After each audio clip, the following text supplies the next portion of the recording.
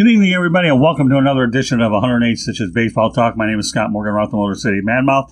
I'm actually pleased to be joined by two of my regulars, but on different nights. But as they say, united, and we feel so good. So we have Mr. United on Monday, Rick Curti. How you doing, Rick?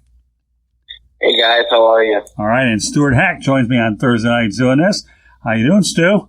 I'm doing great, guys. How are you? All right. Well, I want you guys to give the audience, let them know what you represent early, and we'll do it again later, and then we're going to get on to our special broadcast. I'd like to sit here and tell you I can be upbeat over this one, but I really don't think I can with the passing of Tom Seaver. So, all right, Mr. Curti, start it off. Well, I'm the founder of the Charlotte Bats, and we're a grassroots organization to bring Major League Baseball to Charlotte. Our website is www.charlottebats.com. Our email address is cltbatsbaseball@gmail.com. We're also on Facebook at Charlotte MLB, and we're also have another Facebook page called Charlotte Bats Baseball, and we're also on LinkedIn under Rick Curti, and I'm also on Instagram at Charlotte Bats, and I'm also on Twitter at Charlotte Bats Baseball. Let's do. Okay, I'm Stuart Hack, president and founder of Hack Tax and Accounting Services, where we make sure all our tax returns are properly social distanced. I could be reached at Stuart@hacktaxandaccounting.com, on the web, hacktaxandaccounting.com, Twitter, Stuart A. Hack, EA. I have a Facebook page for hacktaxandaccounting.com, Twitter, HackTax1. I am also the immediate past president of the Wellington Chamber of Commerce, as well as their current treasurer. All right, well, with that said, I'd like to tell you that I have high octane, okay, but unfortunately the recent passing of a Mets legend sombers this broadcast a little bit, but we're going to do it in a very celebratory mode, and we'll call it our tribute to Terrific Tom. And obviously, if you haven't heard by now, we'll go ahead and let you know that Tom Seaver died in his sleep in the early hours of August 31st, 2020, as a result of complication of Lewy body dementia, and yes, COVID-19. All right, Stuart, obviously you're the big Mets fan. Why don't you give us an overview about what Tom Seaver meant to you? I think anyone that grew up in Queens, like I did in the 1960s and 1970s, lost a little bit of their childhood, this week with the passing of Tom Seaver. He was the guy on my favorite team growing up. When I first started following baseball, Tom Seaver was my guy. He was the ace. He was one of the best players in baseball, and he was ours. Just an amazing pitcher, very consistent, and off the field, by all reports, a great guy, always very accessible to his fans. Appreciated his fans. You hear a lot of stories about when people meet their idols and it doesn't go the way they would like. But in this case, every story you hear, people are just, he was that and so much more. I want to mention something very interesting when I think of Tom Seaver.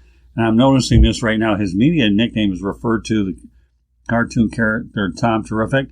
And 2019 NFL quarterback Tom Brady was denied the trademark Tom Terrific when the U.S. Patent and Trademark Office said it may falsely suggest a connection with Tom Seaver. So when you talk about the significance of Tom Seaver, that Tom Brady couldn't get a name that Tom Seaver had, to me, is pretty strong stuff. Yeah, and Tom Seaver never had to trademark it. No, that's true. I want to point out something that I was fortunate to talk about great timing. This was definitely really, really good timing. I was on a National Sports Media Association Zoom call today, and it was titled Let's Talk Hockey. But Nashville Predators radio announcer Pete Weber talked about Tom Seaver. And get this, okay? Tom Seaver and Roy Hobbs both homered at War Memorial Stadium in Buffalo, the home of the Buffalo Bisons. Did you know that? I did not. And another little tidbit, yeah. Rick Sutcliffe actually homered off Tom Seaver at Dodgers Stadium. Now, I wonder if that's a highlight of Rick Sutcliffe's career, although, Sutcliffe went on to have a pretty good career with the Chicago Cubs after he was dealt by the Dodgers. So What are your thoughts about Tom Seaver and Roy Hobbs both homering at War Memorial Stadium, the home of the Buffalo Bisons? Pete Weber, obviously the Nashville Predators radio announcer, who was very well-rounded, I might add, brought this up, and I think, wow, you talk about timing that he's talking about it with Tom Seaver. That couldn't be any better. All right, so, Stuart, what are your thoughts since Seaver's yours? I mean, the question is, did Roy Hobbs really do it, and how many takes did it take him? That's true. Tom Seaver did it in one take. Yeah, that's true. Well, I mean, come on, Pete Weber. Hey, listen, you know what? The Roy Hobbs mentioned. All right, what are your thoughts, Mr. Curti? I didn't know that Tom Seaver was also a great hitter. He could do anything, pitch and hit, and so that's the question. I mean, I'm sure he got it on one pitch. So, like I said, he's called Tom Terrific. There's a reason he's called Tom Terrific, and Tom Brady can't even use that trademark. So that just shows you the legendary status of Tom Seaver. Well, now Tom Seaver had 12 career home runs. Yeah, well, here, let me give you the particulars on that. We won't talk about his 154 batting average, although, you know what, I'm not going to worry about it since it is a pitcher, but Stu, now that you brought it up, we'll just break down the numbers, whatever they're worth. He went 202 for 1,315, 99 runs, 28 doubles, 5 triples, 12 home runs, 86 RBI, 4 stolen bases, and 108 base on balls. There's one stat there that just jumps out. What's that? And you can't skip over it. 5 triples. Imagine a pitcher with 5 triples. Got some wheels. When are you going to ever see that? Ever again? Yeah. 5 triples. Just think about that for a pitcher. Not Ricky Henderson. Right. Not anyone else. Tom Seaver hit 5 triples.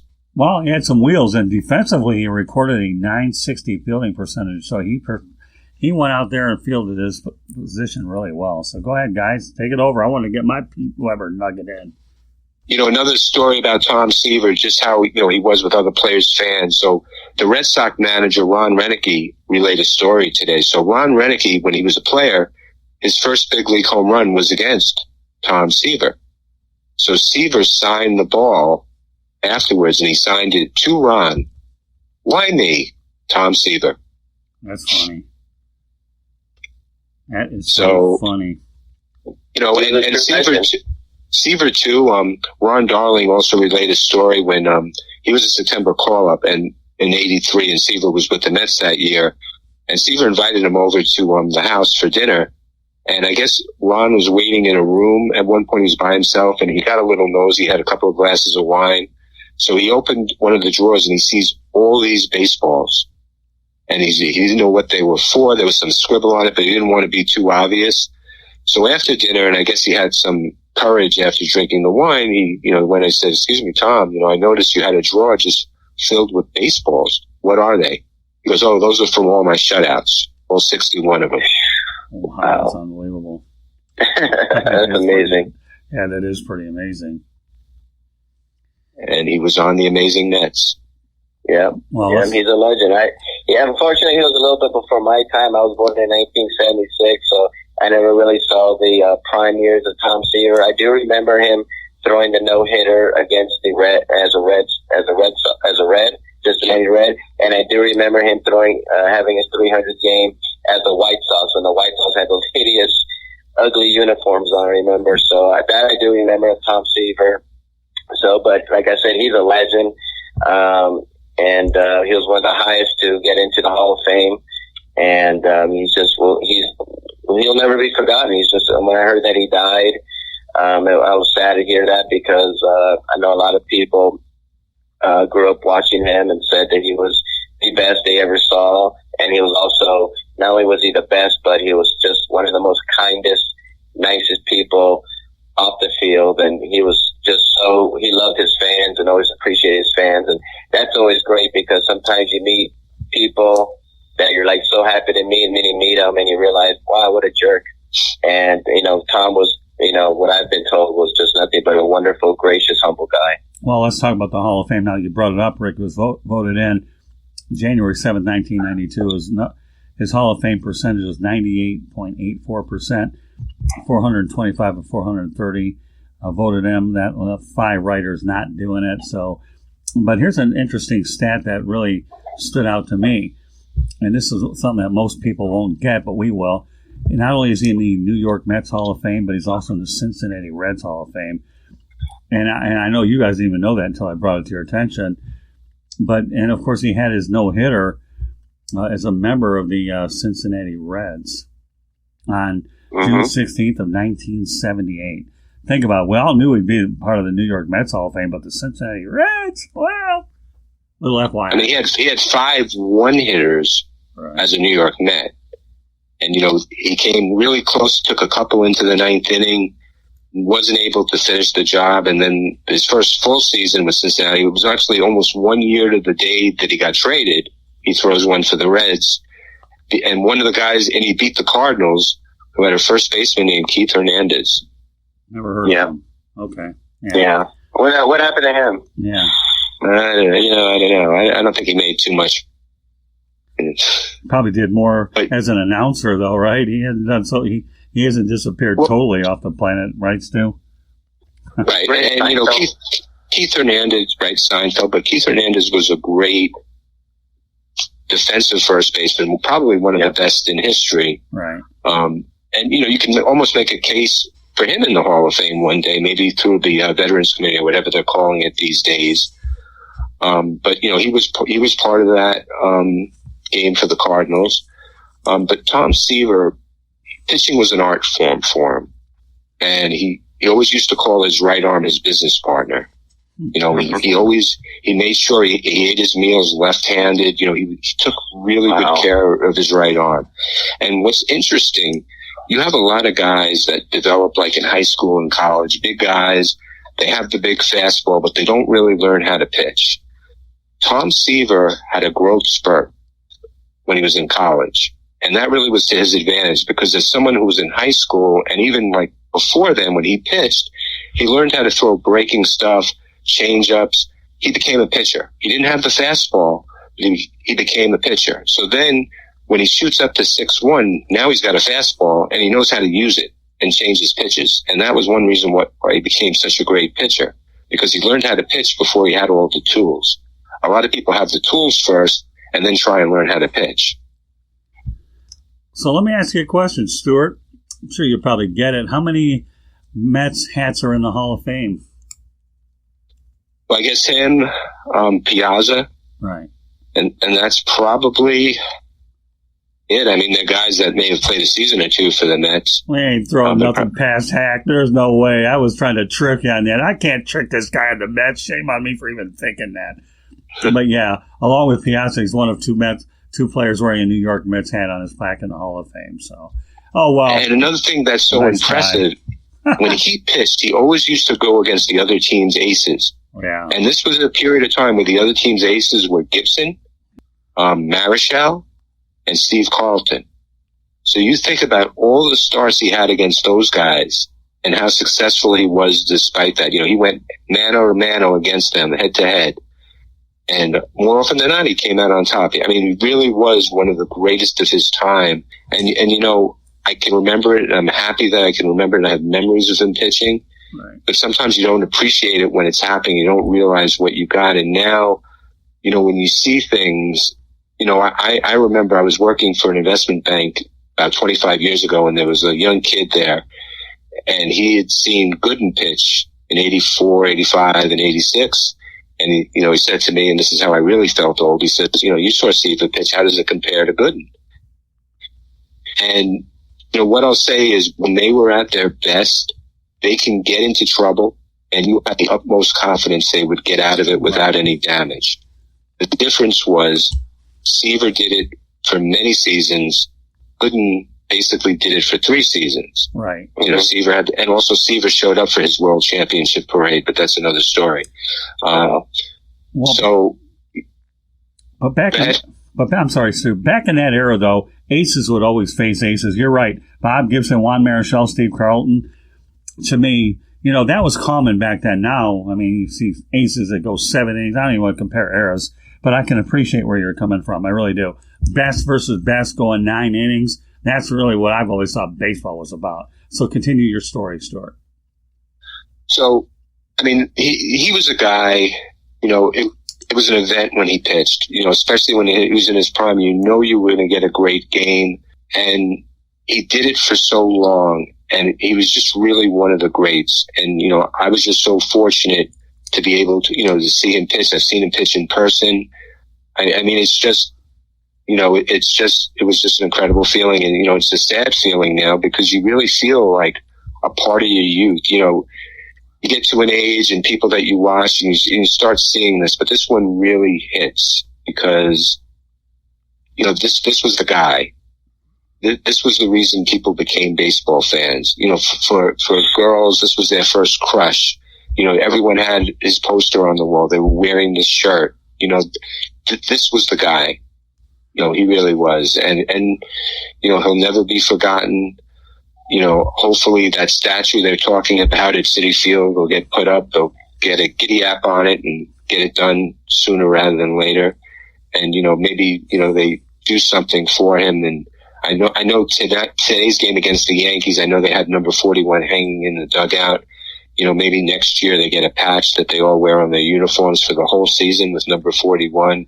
And just, a way to pay tribute to him because he was the one that put the Mets franchise on the map. And when you think about it, they don't win in 69 if he's not there.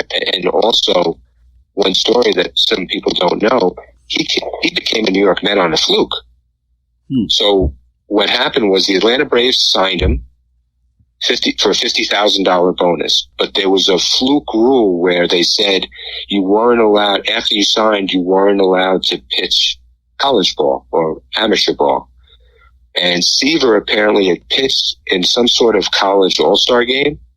So the commissioner declared the contract void. Really? So to decide where he would go, the commissioner said any team willing to match the $50,000, they'd put their names in a hat and they would draw it, and whoever they picked would get Seaver. So there were 4 teams. I don't remember who the other 3 were, but the Mets got picked, and Seaver became a Met. So, to tell you how things sometimes become flukes the way they turn out, he became a New York Met and changed the whole direction of that franchise because someone picked a name out of a hat. Wow, that's unreal.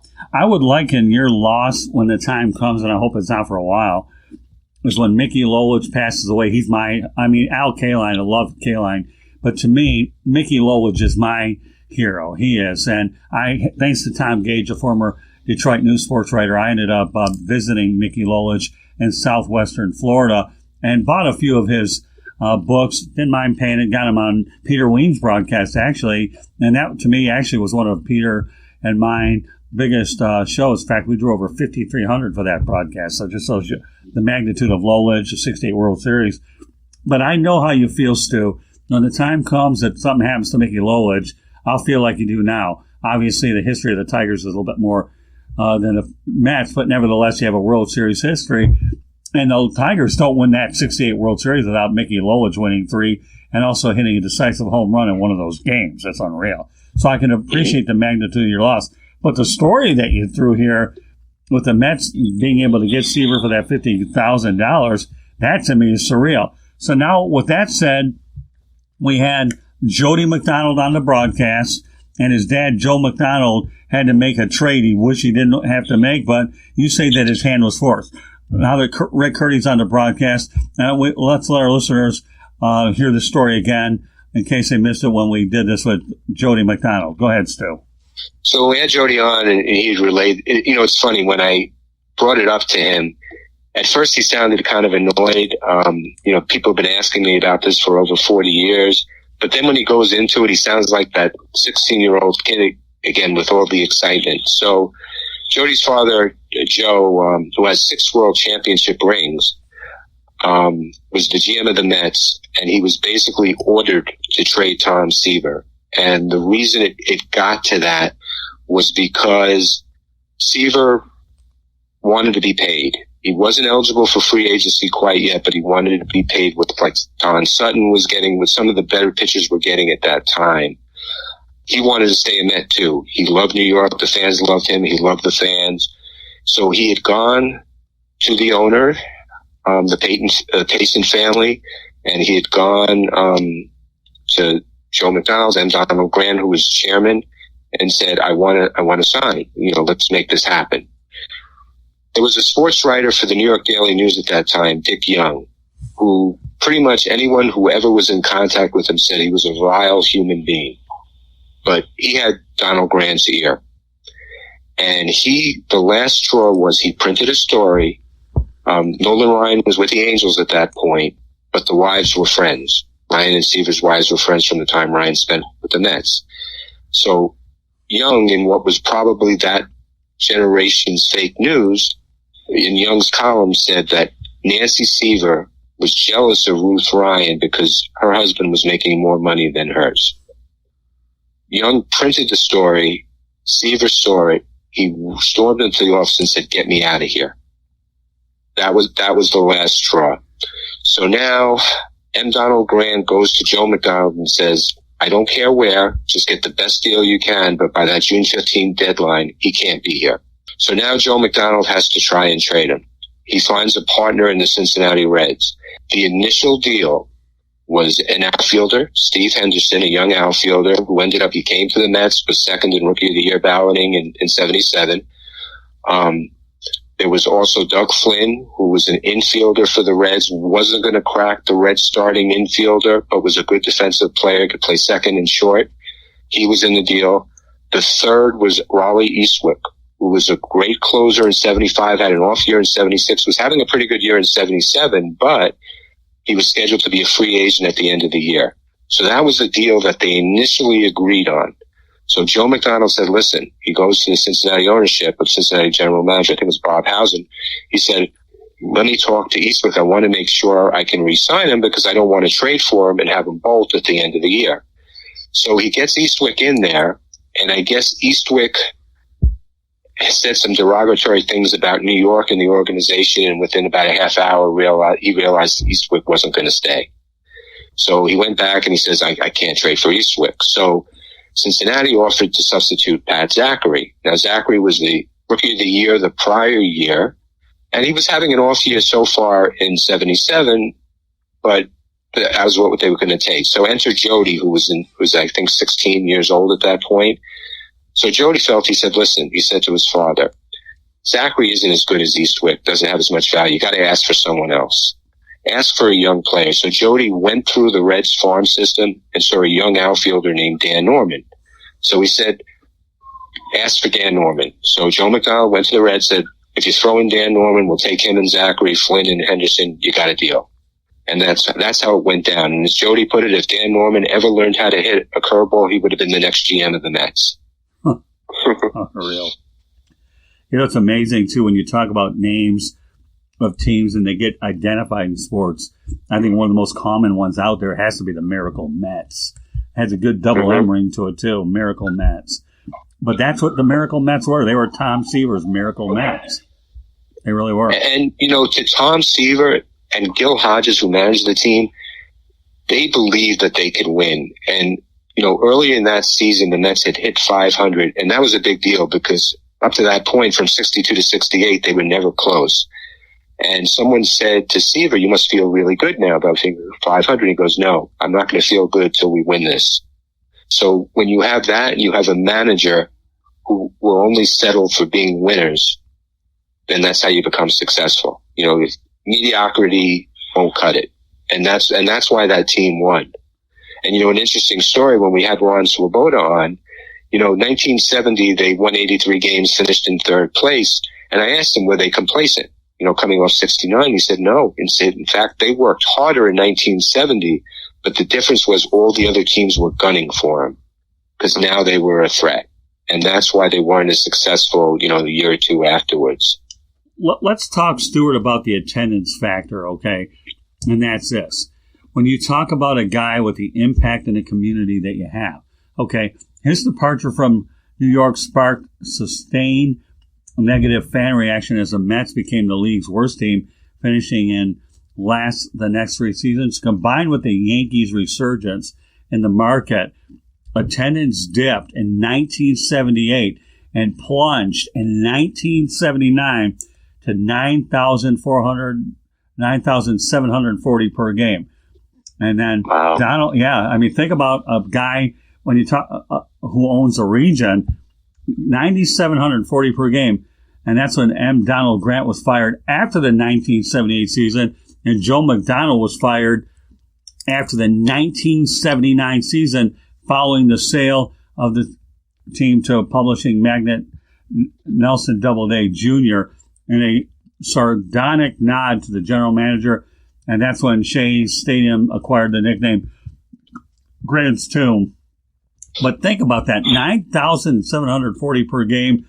Oh, you talk about a backlash. You know what reminds me of here, okay, Stu, was when Ernie Harwell was fired as the announcer by Tom Monahan and Bo Schembechler by the Tigers. I vowed, and Ernie Harwell was a very close friend and an uncle to me, and that you want to talk about a public relations debacle, and I mean debacle in every sense of the word, Rick and Stu, that was it. When Ernie Harwell, I vowed to never, ever go back to a Tigers game, and the backlash was so bad in Detroit that when Mike Ilitch bought the team, his first line of business was, I'm bringing Ernie Harwell back, and the Tigers became relevant, and they started selling tickets.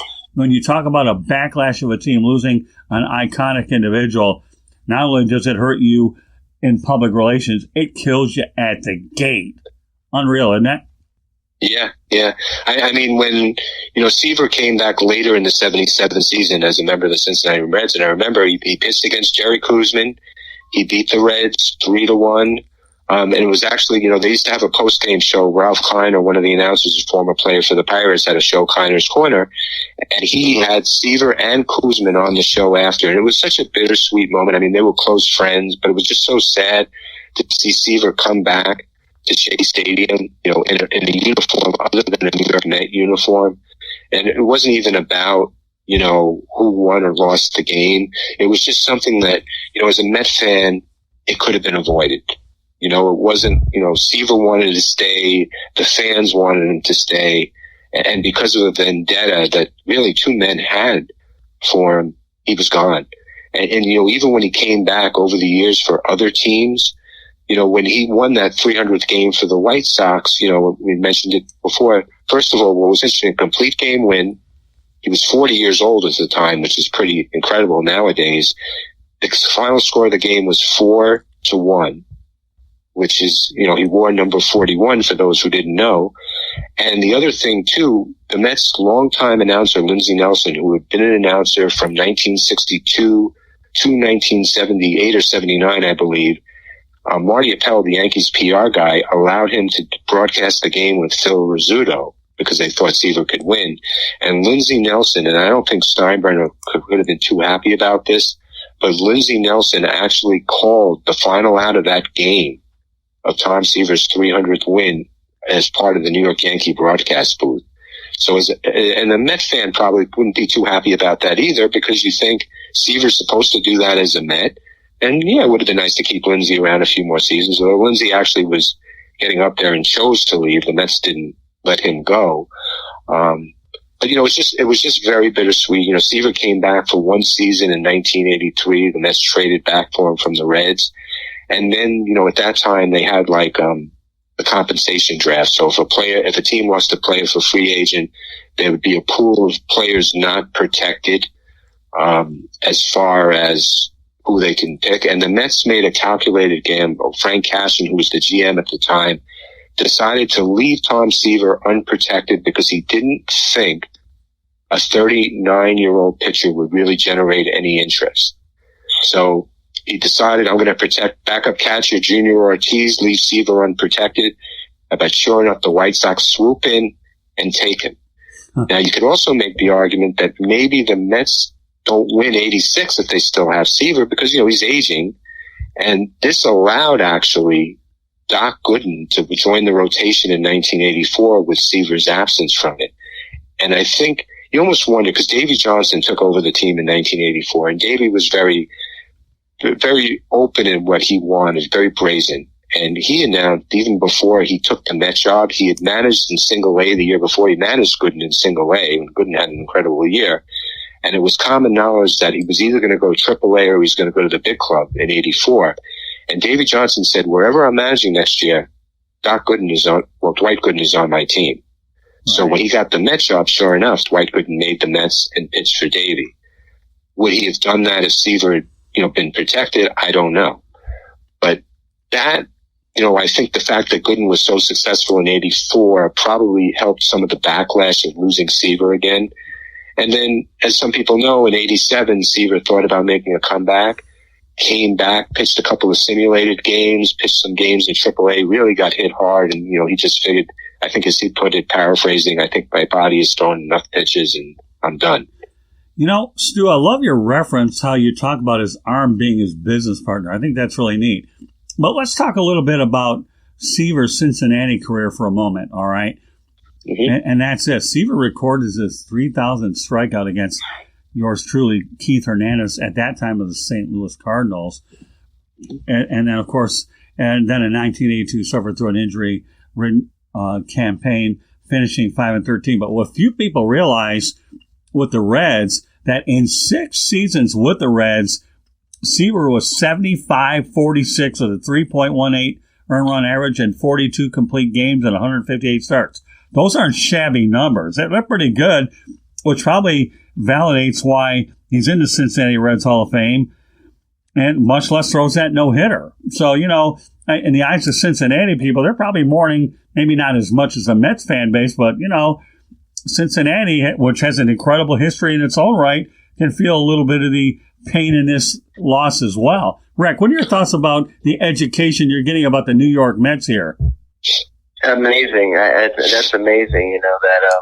Like I said, I remember him, Tom Seaver, during his later days with the Reds, and when he threw his no-hitter with the White Sox. And of course, just reading about him as the Met, and it's just amazing to hear all the stories about what if this happened or what if, like, imagine Tom Seaver as a Brave. That would be mind-boggling. So I love same team as Henry Aaron. Yeah. Yeah, I mean that would have been amazing, all because he pitched a college all-star game, and they said nope. Unfortunately, you got to void it out, and to pick his name out of a hat. It's just, I mean, it was like it was destiny for the Mets, and I can't even imagine how devastating it was for you and for Mets fans when you found out he got traded to the Reds. What was your reaction? I was almost 14 when that happened. What had happened in '76, the Mets won 86 games under Joe Frazier, finished in third place. They had Dave Kingman, who was hitting home runs, really became the Mets' first legitimate power hitter probably since Frank Thomas in '62. So there was hope going in for 77 on the surface, but what happened was guys just started getting old. Harrelson was aging. Kuzman, who had won 20 games in 1976, lost 20 games in 1977. Things were starting to go south. Joe Torre was aging. Joe Torre had as a part-time player in 1976 at 306 but these guys were getting old. Kranepool was getting old. And I think Net fans were hoping that they had one more run in them because 76 appeared to be promising and maybe they could have a run in 77. But the end of May, the team is like 16-30. So obviously nothing's happening in 77. So management decides to fire Joe Frazier. So you can make the headline, down goes Frazier. And they decide to make Joe Torre a player manager, which really only lasted a week and maybe 1 or 2 at bats. And then, Torre went to full-time managing, but Torre had never managed before. But now the Mets are in full sell mode. And at that time, the trade deadline was June 15th. It wasn't the end of July or the end of August like it was this year. So they had to make a move by June 15th. So all this happened, and in New York, they called it the Midnight Massacre. So as a fan, my hope is, you hear the rumors that he's going to be traded, right from the bat. When they made the change in manager, they're giving up. We knew he was unhappy with his contract situation. It was definitely a possibility, but, this guy had been a Met since I was a fan. There's no way he can get traded, right? Mm-hmm. So it goes down. He makes the announcement, do what you can. I want to stay. And then Dick Young's column comes out. And also that same night, in addition to the Seaver trade, they trade Kingman. Kingman gets traded to San Diego for Paul Siebert and Bobby Valentine, who later went on to manage the Mets. And they also traded in a minor deal. They traded Mike Phillips, who was a pretty good role player as an infielder, played all the positions for a young outfielder named Joel Youngblood, who became serviceable for the Mets in some of their down years. A decent player, had a good arm. So that, once that happened, you knew 77 was out. And, then they go into full rebuilding mode. And, even back then, ownership, this was the beginning of the free agency era. So while you have teams like the Yankees, they're signing Reggie Jackson, Catfish Hunter, the Mets are getting these big free agents like Elliot Maddox, Tom Hausman, who don't amount to anything in the bargain basement. So the Mets had some down years, after that. And when Nelson Doubleday and Fred Wilpon bought the team, it was almost new energy. They hired Frank Cashin to become the general manager.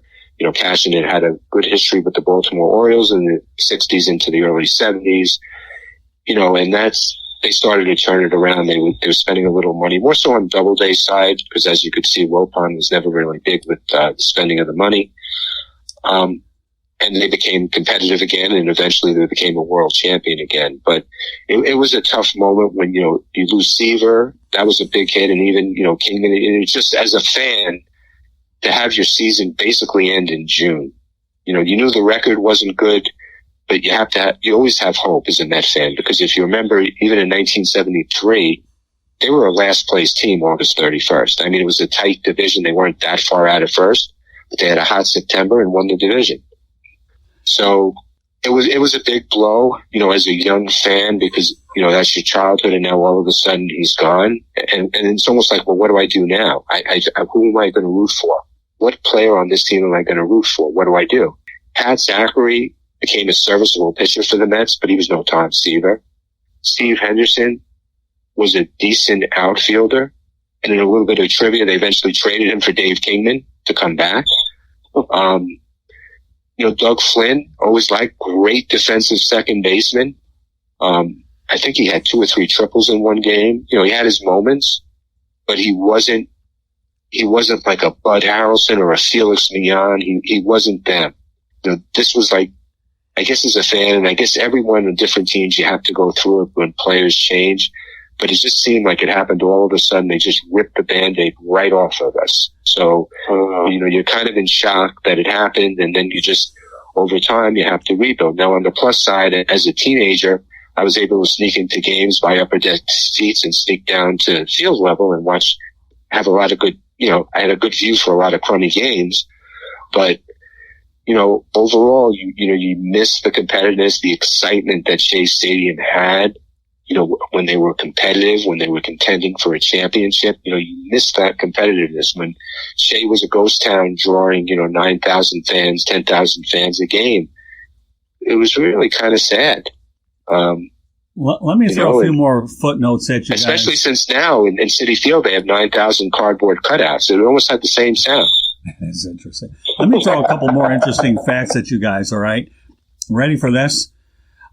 On Tom Seaver, on April 5th, 1983, tied Walter Johnson's Major League record of 14 opening day starts, shutting out the Philadelphia Phillies for 6 innings and a 2-0 Mets win.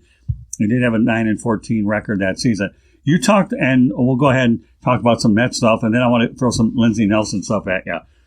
So in 12 seasons with the Mets, he was 198, 124 with a 2.57 earned run average, 3,045 innings, with 171 complete games. I wonder how many pitchers it would take to get 171 complete games. And we're just talking Mets stuff. Winning 3 Cy Young Awards, and then, of course, we all know about the 69 World Series and the 67. And you could make the argument that he deserved a 4th in 1971. He had a 1.76 earned run average. They gave it to Ferguson Jenkins because Jenkins won 24 games, which were 4 more than Seaver, but his ERA was higher. Right. You could also make the case that he should have won it in the strike short in 1981 season because he was 14-2, won 1 more game than Fernando Valenzuela, who was the eventual winner, but it was the year of Fernando Mania, so they had to give it to him. So you could make the argument he could have won 2 more Cy Youngs easily. Well, here's one of the more interesting things that I've ever seen, and we'll bring this one out to light. Get this.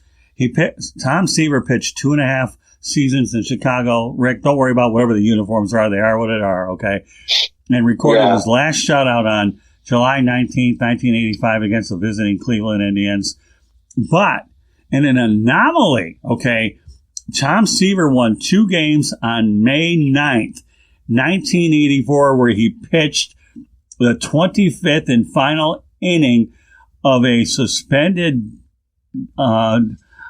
game suspended the day before, picking up the win in relief against the Milwaukee Brewers before starting and then winning the day's regularly scheduled game, also facing the Brewers. Get that. 2 wins against the Milwaukee Brewers in one day. That's unbelievable. Now, let's talk about Lindsey Nelson. Okay, Stuart, we talk about iconic announcers. The first time I had ever heard of Lindsey Nelson, I believe was during the World Series. I believe at NBC used to have the guest announcer. Right. They used to have whoever was playing, they'd have one of their team's announcers to help broadcast the national games. Right. And that's when I had gone ahead and first heard of Lindsey Nelson. Let's take this a step further with Lindsey Nelson. He went on to, he was a very versatile announcer, and me being on an NSMA call. He did football too, I think. Well, yeah, that's where I was going. He ended up covering football, but I know he used to cover Cotton Bowl games as well. And then he ended up retiring, I believe, as a professor from the University of Tennessee in his later life. So when you talk about Lindsey Nelson being such an iconic individual, you know, not only with the Mets, but what he would end up doing later on, that to me is unbelievable. So Lindsey Nelson to me is just unreal in his own right, you know, and again, every team has their announcers, but Lindsey Nelson, you talk about a guy who was definitely fit for being an iconic announcer. That to me is just unreal. You know what was incredible? The Mets' original 3 announcers in 1962 were Lindsey Nelson, Ralph Kiner, and Bob Murphy. They stayed together, I believe, through 1978. And Lindsey Nelson actually, I think he went and announced in San Francisco for a year or 2 because he wanted to be closer to home. So he was the first one to leave, you know, the 3 original announcers. And then eventually, you know, he retired. You know, he was known for his sports jackets. Right. I'm looking at that right now, actually. Which he charged up every game. They were the loudest jackets you'll ever see. Well, let me add to this. He was great. You know, that was also a big part of my childhood. You know, when those guys, when Kiner and Murphy and Nelson, you know, when they're gone, when they retired, and then when they later passed, you know, that was also a part of your childhood because these are the voices that tell the story that you're seeing, and it's in their voice. So yes, Tom Seaver is doing all the stuff on the field, but it's being described by Bob Murphy. It's being described by Lindsey Nelson. It's being described by Ralph Kiner. And those voices, too, are part of your childhood, much like, you know, Ernie Harwell for you. So that also, you know, you feel that as well, those losses. Well, let's talk about the jackets. You brought it up, so now we're going to have a little bit of fun with this one, okay? His television broadcasts that featured Nelson were notable for, like you say, his multicolored plaid sports jackets. Get this, and I love numbers, especially at times like this. He reportedly owned 335 of them at one time. During a broadcast, his jackets often clashed with the set and produced a scintillation effect in the broadcast image. But get this, he figured that fans could see what they could see rather than just hear about the broadcast. But here's what ended up happening. After his retirement from active broadcasting, he moved, like I told you, to Knoxville, Tennessee, to an apartment across the Tennessee River from the University of Tennessee campus where he had a view of Neyland Stadium. And the Vols home, he wrote an biographical memoir entitled Hello, Everybody, I'm Lindsey Nelson, as his landmark. But he was a professor at the University of Tennessee out in Knoxville, so he was common right over at Neyland Stadium. So when you talk about a guy who, you know, it kind of reminds me a little bit of Bud Selig. You know, here's a guy that owned the Milwaukee Brewers, commissioner, but, you know, and of course, I think he works with MLB as a emeritus commissioner. But Bud Selig, I think, is like a professor as well. So what these guys go on to do after their careers, but Lindsey Nelson ended up dying. It looks like, I believe, he died of Parkinson's disease at the age of 76 on June 10th, 1995. And you know what? He's buried in Polk Memorial Gardens in Columbia. So when you talk about the fact that Lindsey Nelson being an iconic, and you know what, Rick, I believe you're a Southern California guy, right? In fact, you know what? Let me go back to one other thing first, okay? And I talked about this, but he was known as Mr. New Year's Day.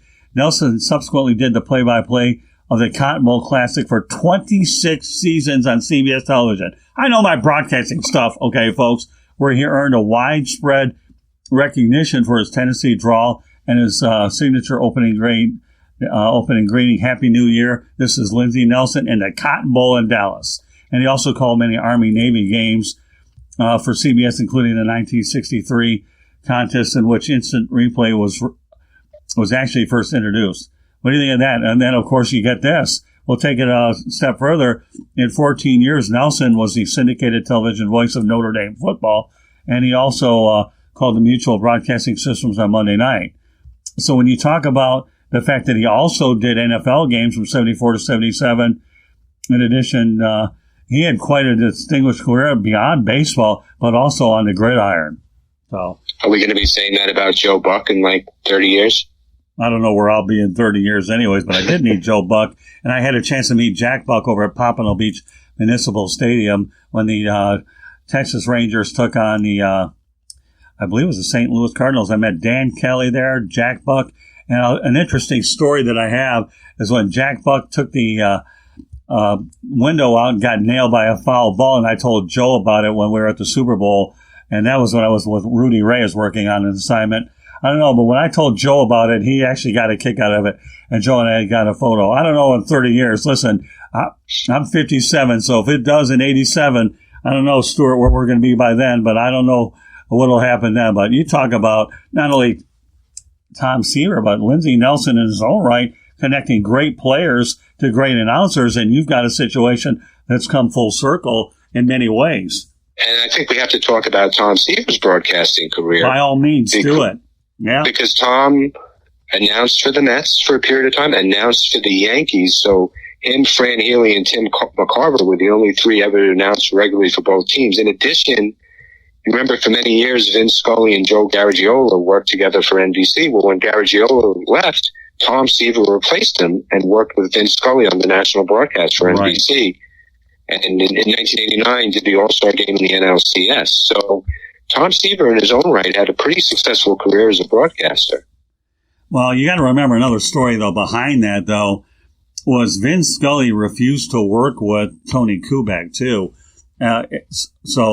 Obviously we know about Tom Seaver, but they made a formidable team on the air. Vince Scully was one of those types of people when Joe Garagiola got dismissed. He was nothing against Tony Kubek, but obviously something that Scully didn't want any part of Tony Kubek, and that's why you ended up getting that broadcasting tandem of Tom Seaver and Vince Scully. I mean, two legends in their own right. But yeah, when you talk about broadcasting, you're right. He worked with Vince Scully in 1989 for NBC, and he replaced Joe Garagiola, and he ended up calling the 1989 All-Star Game the National League Championship Series.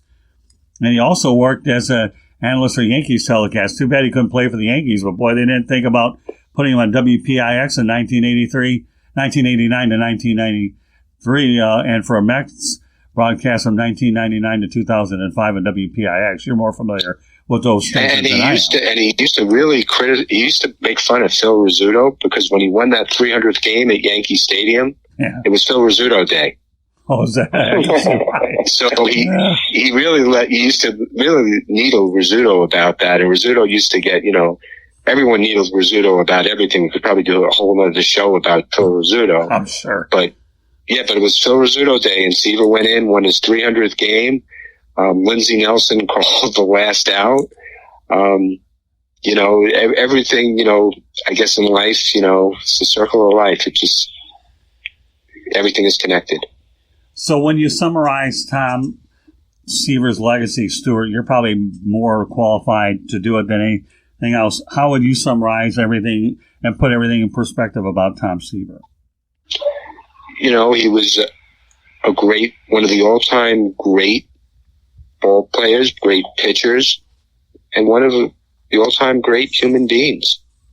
And, that's all you can ask for in a person. They're successful in their careers and they're successful in life. He was married for 54 years to the same woman. Wow. Which, these days is a pretty big accomplishment. This was definitely a role model that you would want to strive and be like. He never got in trouble. You never heard a negative word about him. Oh, he was at this nightclub and, all this. He really lived life the way you were supposed to be, the way you wanted your children to be brought up and live their lives. That's how Tom Seaver lived. And, that's his legacy. And that's something that, his family will have forever. And they could be proud of his two daughters. They will have something they could always know that their father, was loved by so many people, worldwide. Well, not only that, think about what he did after his career. You think about a person here who started his own 3.5 acre vineyard, Seaver Family Vineyards, on his 116 acre estate in 2002. And his first vintage, I think, was produced in 2005. He presented his two Cabernets, Nancy's Fancy and GTS, and on April of 2010 wine tasting event in Soho to positive reviews. Now, let's kid around about this marriage thing, okay?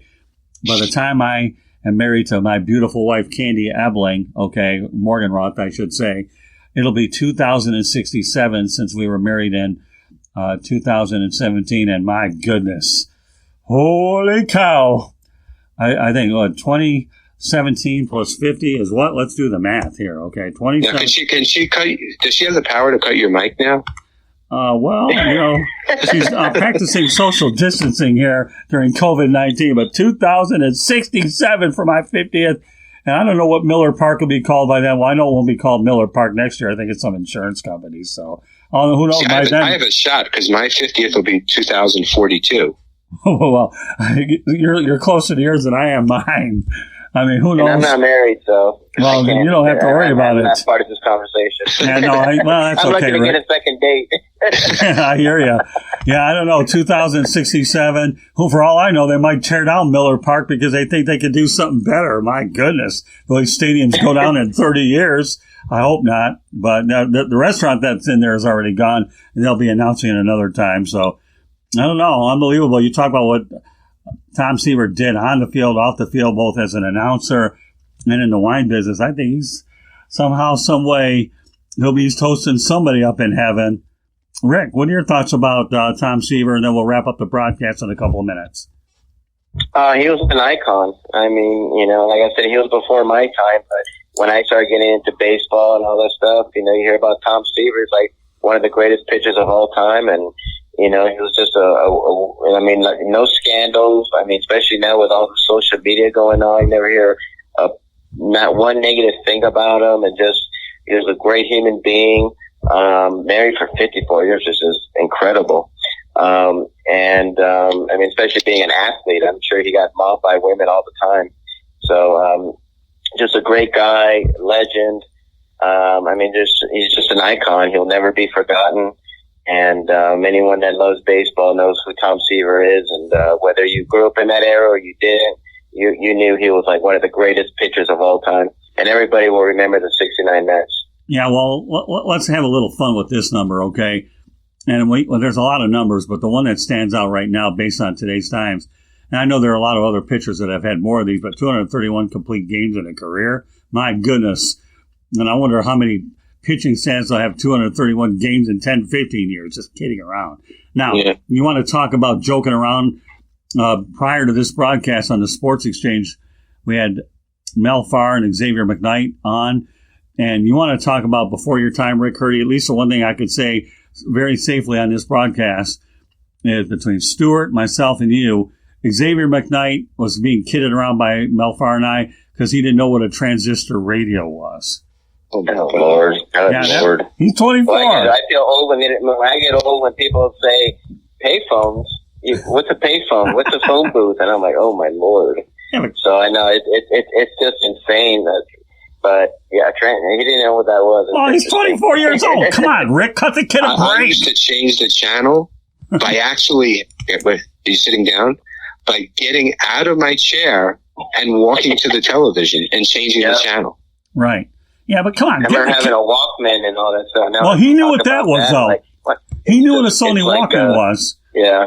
He knew what a Sony Walkman, but it's ironic. I didn't even think about transistor radio until I got on the NSMA Zoom call, and I was talking to Joe Beninati, and Joe Beninati was on there, Pete Weber, I know you guys like to call him the bowler, and Matt McConnell. And I remember as a kid growing up in Detroit, how much I used to have my transistor radio underneath my pillow, listening to Bruce Martin call Red Wings games, especially when the Red Wings were on the West Coast with the LA Kings, and there's nobody on the West Coast except maybe the LA Kings and the California Golden Seals. I know we're getting off a little tangent here, but transistor radio, my time before your time. Come on, Rick.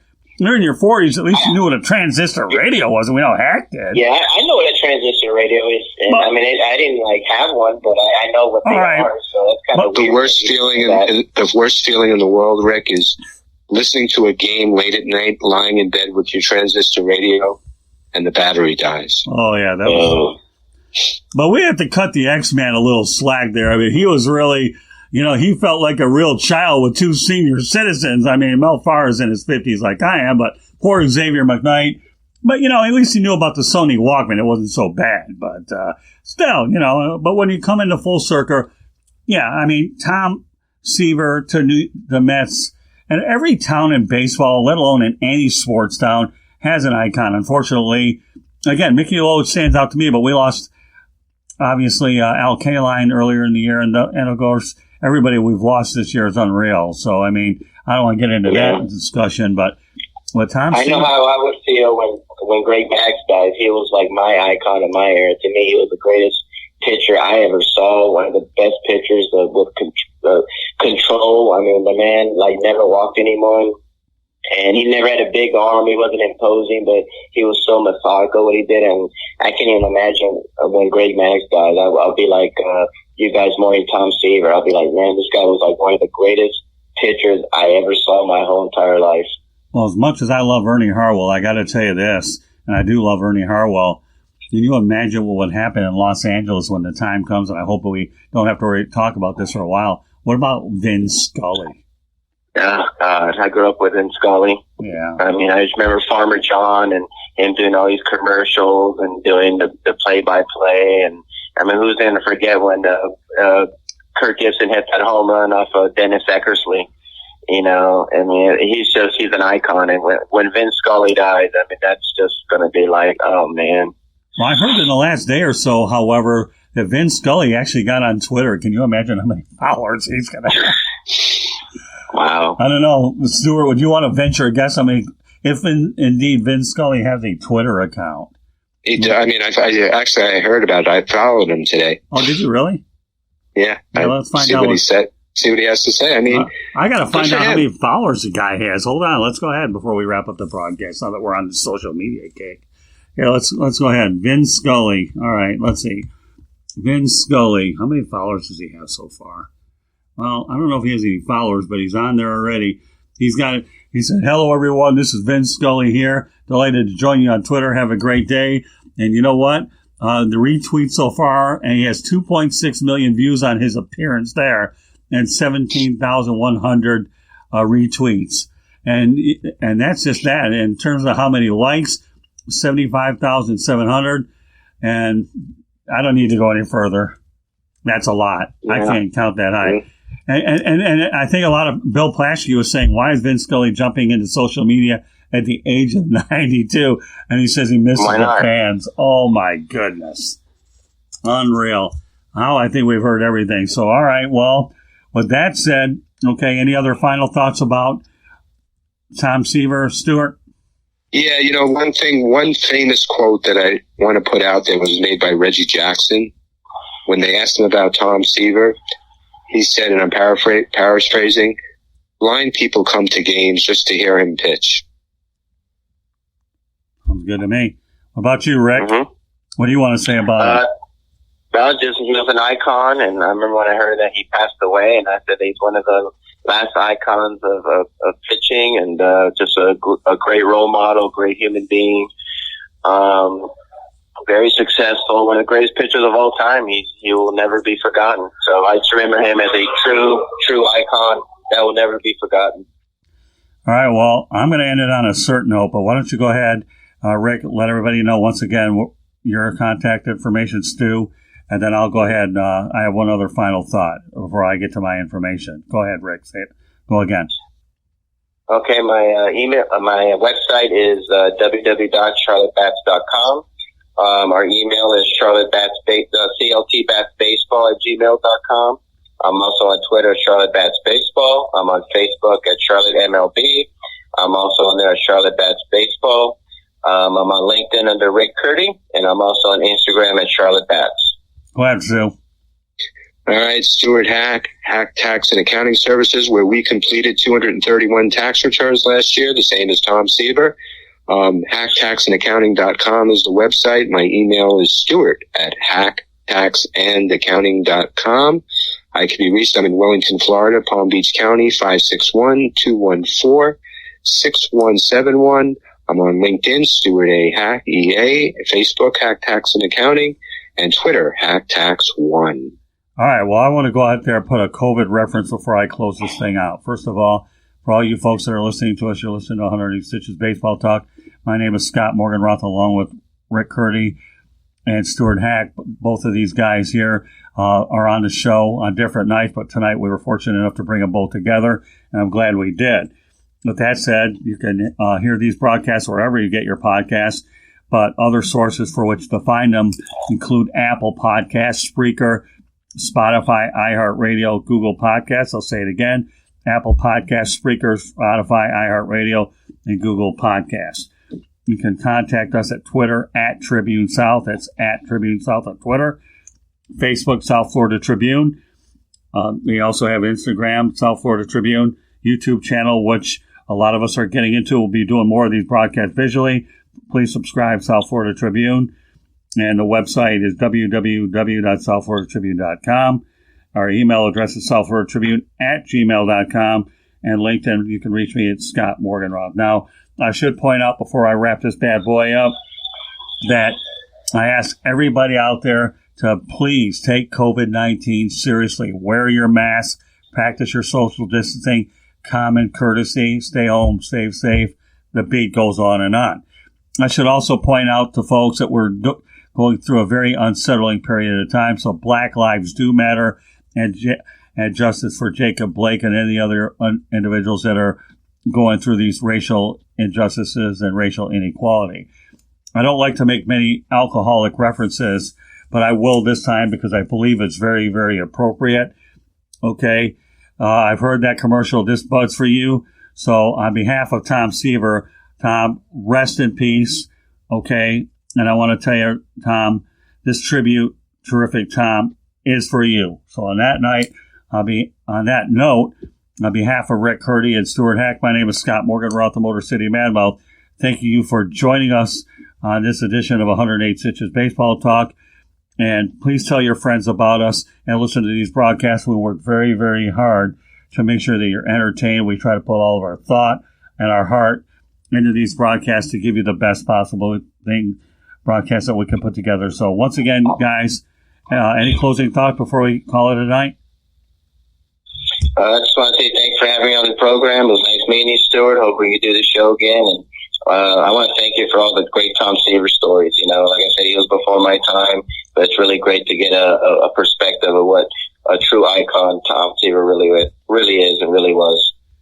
What do you have to say, Stuart? Rick, it was fun talking baseball with you, and I'd really love to do it again. You know, we can go more into the modern side. Well, one good thing about doing a show like this is sometimes you forget the interesting season Major League Baseball is having now, and just to kind of go away and kind of reminisce about when times were different, you know, is a good thing. Yeah, I mean, you know, it's amazing how on every broadcast, Rick Curti does it with Dave Hodges, Stuart Hack, and I do it together, and we bring in different guests. It's just so neat to have you both. But yeah, I mean, I will definitely bring you guys back on together. I thought It was a tremendous time with both of you. And yes, we'll talk about generalized baseball, but tonight we owed it to Tom Seaver, as everybody else does. So once again, rest in peace, Tom. And this tribute is for you. Terrific, Tom. Good night, everybody.